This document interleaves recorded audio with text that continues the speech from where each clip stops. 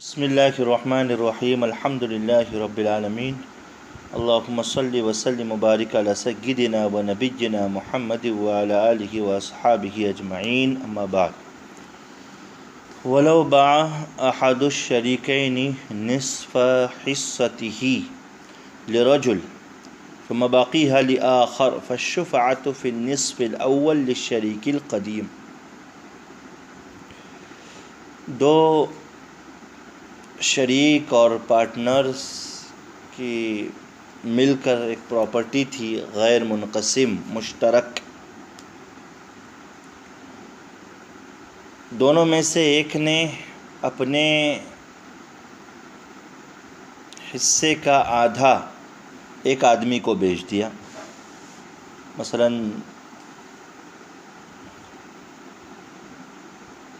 10 گنٹھے کی پراپرٹی تھی، ایک پارٹنر کے 5 گنٹھے بنتے ہیں، تو اس نے 2.5 یعنی 2 اور نصف بیچ دیا زید کو، ثم باقی حال آخر، اور بچا ہوا 2.5 گنٹہ جو تھا وہ عمرو کو بیچ دیا۔ فالشفعۃ فی النصف الاول للشریک القدیم، تو پہلے جس کو آدھا حصہ بیچا ہے 2.5 گنٹہ زید کو، اس کے حصے میں مشفوع فی میں شریک قدیم کو حق شفاع حاصل ہے۔ اور اصح قول یہ ہے کہ اگر ان عفا عن النصف الاول شارکہ المشتری الاول فی النصف الثانی، اگر شریک قدیم نے مشتری اول یعنی زید کو حق شفاع معاف کر دیا، بخش دیا، کہا کہ مجھے نہیں چاہیے آپ ہی رکھ لو، تو اب یہ مشتری اول جو ہے زید، یہ نصف ثانی یعنی عمرو کو جو حصہ بیچا گیا ہے اس میں حق شفاع کے اعتبار سے شریک ہوگا۔ وَإِلَّا، اور اگر مشتری اول کو شریک نے معاف نہیں کیا تو ایسی صورت میں اب یہ مشتری اول دوسرے حصے میں شریک نہیں بنے گا، بلکہ دوسرے حصے میں بھی وہی شریک قدیم ہی شریک رہے گا۔ جی،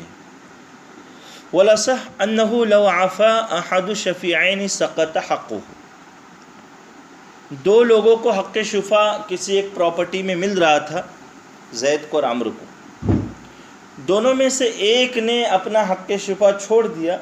تو ختم، اس کا حق تو ساقط ہو گیا۔ وَتَخَيَّرَ الْآخَرُ بَيْنَ أَخْذِ الْجَمِيعِ وَتَرْكِهِ، اور دوسرا جو ہے شفیع، وہ یا تو پورا لے لے، یعنی دونوں کا حصہ لے لے، یا تو پورا چھوڑ دے۔ وَلَيْسَ لَهُ الْاِخْتِصَارُ عَلَى حِصَّتِهِ، وہ یہ نہیں کہہ سکتا کہ دیکھیے ہم دونوں کو حق شفاع 5 گنٹھے کا مل رہا تھا، اب اس نے حق شفاع اپنا چھوڑ دیا ہے تو میں صرف 2.5 ہی گنٹہ لینے کی حیثیت رکھتا ہوں، اتنا ہی لوں گا، تو یہ بول کر نہیں چلنے والا، ایسا نہیں ہوگا۔ وَأَنَّ الْوَاحِدَ إِذَا أَسْقَطَ بَعْضَ حَقِّهِ سَقَطَ كُلُّهُ، اور اگر کوئی شریک اپنے حق شفاع کا بعض حصہ ساقط کر رہا ہے تو پورا ساقط ہو جائے گا۔ مثلا حق شفاع اس کو مل رہا تھا 2.5 گنٹہ، وہ کہہ رہا ہے 2 گنٹہ چھوڑ رہا ہوں، آدھا گنٹہ لے رہا ہوں، نصف گنٹہ لے رہا ہوں، 2 کو چھوڑ رہا ہوں، ایسا نہیں چلے گا، پورا کے پورا ساقط ہو جائے گا۔ وَلَوْ حَضَرَ أَحَدُ الشَّفِيعَيْنِ فَلَهُ أَخْذُ الْجَمِيعِ فِي الْحَالِ، دو شفیعوں میں سے یعنی حق شفاع جن دو لوگوں کو مل رہا ہے ان میں سے ایک حاضر ہے، تو اب فی الحال تو وہ پورا کے پورا حق شفاع لے لے۔ فَإِذَا حَضَرَ الْغَائِبُ شَارَكَهُ، اور دوسرا جو موجود نہیں ہے جب وہ موجود ہو جائے گا، آ جائے گا، تو اب اس جس شفیع نے پورا حصہ لیا ہے اس میں یہ بھی شریک ہو جائے گا۔ وَالْأَصَحُّ أَنَّ لَهُ تَأْخِيرَ الْأَخْذِ إِلَىٰ قُدُومِ الْغَائِبِ، اصح قول یہ ہے کہ غائب کے آنے تک یہ پہلا جو شفیع ہے جو ابھی حاضر ہے وہ اپنا حصہ لینے میں ذرا تاخیر کرے، مؤخر کرے، بعد میں بھی لے سکتا ہے۔ وَلَوِ اشْتَرَيَا شِقْصًا فَلِلشَّفِيعِ أَخْذُ نَصِيبِهِمَا وَنَصِيبِ أَحَدِهِمَا، اگر دو لوگوں نے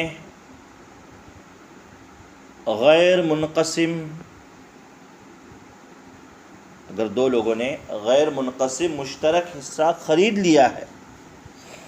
کسی سے، مثلا عمرو سے زید اور خالد نے 5 گنٹا زمین خریدی اور تقسیم نہیں کی، فَلِلشَّفِيعِ أَخْذُ نَصِيبِهِمَا وَنَصِيبِ أَحَدِهِمَا، تو شفیع کو حق ہے کہ زید اور خالد دونوں کا حصہ لے لے، یا صرف زید کا لے لے یا صرف خالد کا لے لے، اس کو حق ہے۔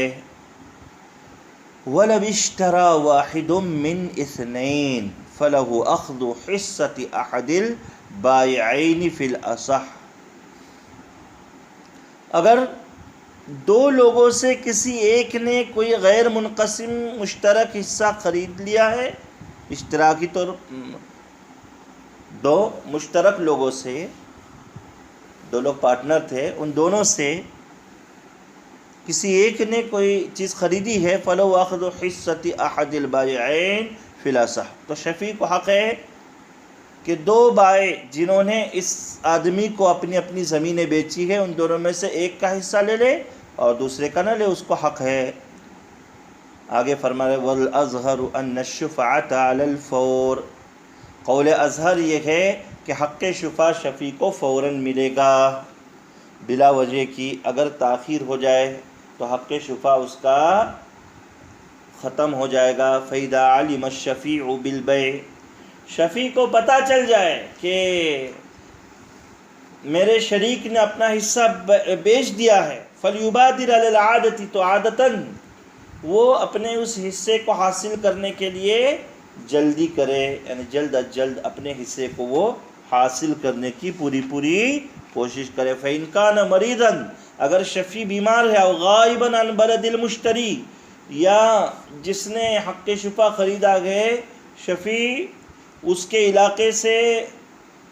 علاقے میں موجود نہیں ہے، او خائفا من عدو، یا اسے دشمن کا خوف ہے کہ حق شفا لینے جاؤں گا تو راستے میں مارا جاؤں گا، فَلْيُوَكِّلْ إِنْ قَدَرَ، تو اگر اسے وکیل بنانے کی قدرت ہے تو کسی کو وکیل بنا لے،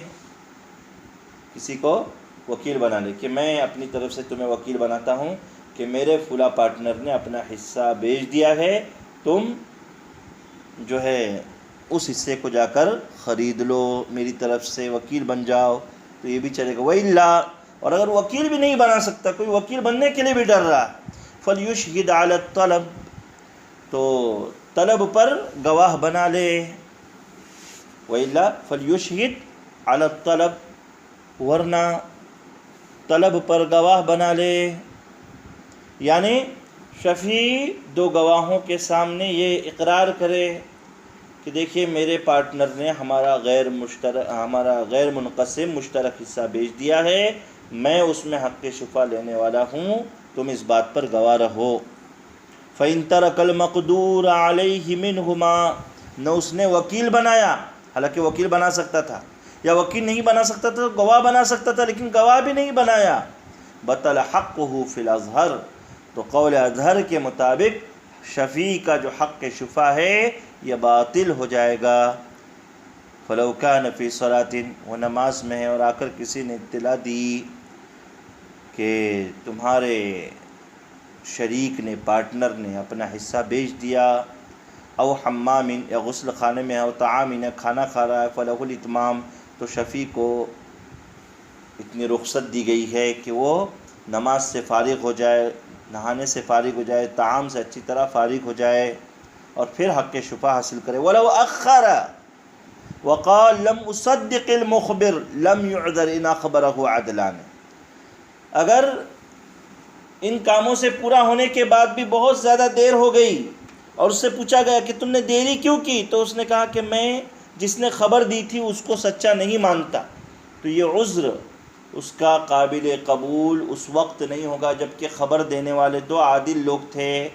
وَقَذَا ثِقَةٌ فِي الْأَصَحِّ، یا خبر دینے والا اصح قول کے مطابق کوئی ثقہ اور بھروسہ مند آدمی تھا، تو ایسی صورت میں اب شفیع کا یہ بہانہ کہ میں اس خبر کو ہی سچا نہیں مانتا تھا، یہ بہانہ اس کا قابل قبول نہیں ہوگا۔ ہاں وَيُعْذَرُ إِنْ أَخْبَرَهُ مَنْ لَا يُقْبَلَ خَبَرُهُ، خبر اگر ایسے آدمی نے دی ہے کہ جس کی خبر قابل قبول نہیں ہے، تو اس سلسلے میں شفیع کو معذور سمجھا جائے گا، معذرت قبول کی جائے گی۔ وَلَوْ أُخْبِرَ بِالْبَيْعِ بِأَلْفٍ فَتَرَكَ فَبَانَ بِخَمْسِمِائَةٍ بَقِيَ حَقُّهُ، شفیع کو یہ بتلایا گیا کہ مشترک غیر منقسم حصہ آپ کے پارٹنر نے 1,00,000 میں بیچ دیا، 1,00,000 اس کے پاس نہیں تھے، پھر بعد میں اس کو معلوم پڑا کہ 1,00,000 میں نہیں، وہ تو 50,000 میں بیچ دیا، اور 50,000 میں خریدنے کی اس کی حیثیت ہے، بقی حقہ، تو اس کا حق شفا باقی رہے گا، اس لیے کہ اس نے 1,00,000 سمجھ کر چھوڑ دیا تھا، ہو سکتا ہے کہ اس کو دھوکے میں مبتلا کرنے کے لیے تاکہ وہ حق شفا نہ مانگے، ایسا حرکت کی گئی ہو۔ وَإِنْ بَانَ بِأَكْثَرَ بَطَلَ، اور شفیع کو یہ پتہ چلا کہ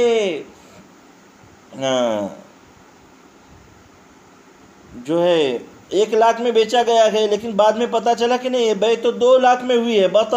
بطل حق الشفا، حق شفا باطل ہو جائے گا۔ وَلَوْ لَقِيَ الْمُشْتَرِي فَسَلَّمَ عَلَيْهِ أَوْ قَالَ بَارَكَ اللَّهُ فِي صَفْقَتِكَ لَمْ يَبْطُلْ، اب ہوا یہ معاملہ کہ پارٹنر نے اپنا غیر منقسم حصہ، مشترک حصہ بیچ دیا اور دوسرے پارٹنر کو پوچھا تک نہیں، جس نے خریدا اس کی اور اس شفیع کی ملاقات کہیں ہو گئی، تو شفیع نے اس پارٹنر کو سلام کیا یا یہ کہا کہ اللہ تمہارے عقد میں برکت دے، تو اس کی وجہ سے شفیع کا حق شفا باطل نہیں ہوگا۔ ہو سکتا ہے کہ اس نے برکت کی دعا کسی اور معاملے کے اندر بھی کی ہو، ممکن ہے۔ وفی الدعاء وجہ، سلام کے بارے میں تو یہ بات پکی ہے کہ سلام کرنے کی وجہ سے حق شفا باطل نہیں ہوگا، لیکن یہ جو بارک اللہ فی صفقتک کہا ہے، اس کے بارے میں ایک قول، ایک وجہ یہ ہے کہ حق شفا اس کی وجہ سے بھی باطل ہو جائے گا۔ وفی الدعاء وجہ سے اس طرف اشارہ کرتے ہیں۔ وَلَوْ بَاعَ الشَّفِيعُ حِصَّتَهُ جَاهِلًا بِالشُّفْعَةِ فَلَا صَحَّ بُطْلَانُهَا، کہتے ہیں کہ شفیع نے اپنا حصہ شفا سے ناواقفیت کی بنیاد پر بیچ دیا، تو اصح قول یہ ہے کہ اس کا حق شفا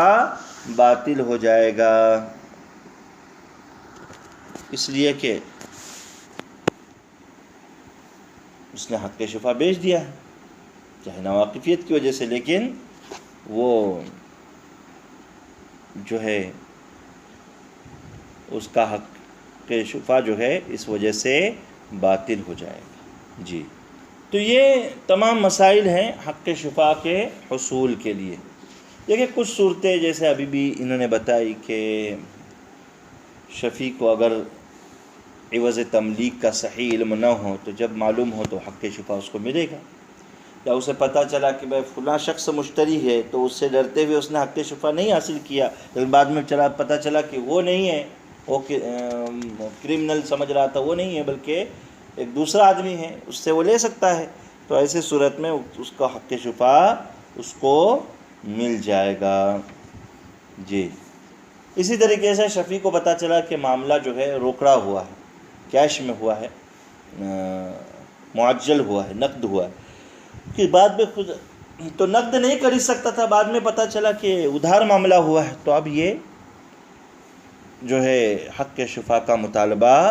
کر سکتا ہے۔ تو یہ ساری چیزیں ہیں۔ بہرحال یہ بنیادی بات جو سامنے آئی کہ شفاعے کے یہاں پر حق شفا شریک اس شریک کو ملتا ہے جو غیر منقسم مشترک میں شریک ہو، اگر تقسیم ہو جائے تو اس کی وجہ سے حق شفا ملتا نہیں ہے، دونوں کے حصہ الگ الگ ہوتے چاہے لگے ہوئے، یا پھر صرف پڑوس کی وجہ سے بھی عند الشوافع جو ہے حق جوار کی وجہ سے حق شفا حاصل نہیں ہوتا ہے۔ اللہ عالم وعلمہ